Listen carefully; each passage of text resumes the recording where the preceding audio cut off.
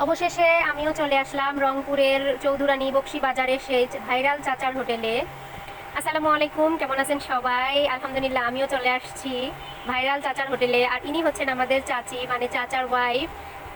আসলে চাচা চাচি মিলেই এই পুরো হোটেলটা চালায়। এখানে অনেক বেশি লোকজন নেয়, আর হোটেলটাও খুব বেশি বড় নয়, ছোটোখাটোর মধ্যেই খুব ভালো একটি হোটেল। আলহামদুলিল্লাহ, চাচা চাচির ব্যবহার এত ভালো, আমার তাদের ব্যবহার দেখে অনেকটা ভালো লাগছে। তো আমরা চলে আসছি, আর আমরা একটু দেরিতে চলে আসছি, মানে 3টার পর চলে আসছি, যখন প্রায় হোটেলটা বন্ধর দিকে।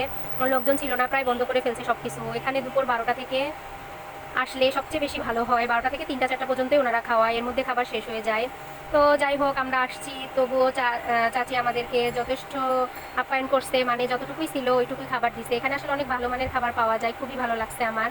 তো এখানে নাকি সব কিছুই পাওয়া যায়, গরুর মাংস, মাছ, ডিম, বিভিন্ন রকমের সব ভর্তা, 5-7 রকমের ভর্তা।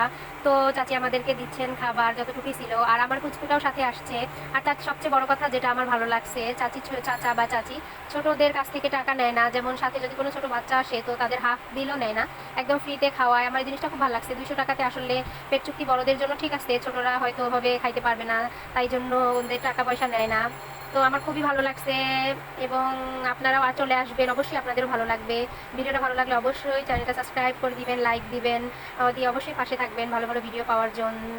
তো খাবারের মানটাও খুবই ভালো ছিল, আলহামদুলিল্লাহ।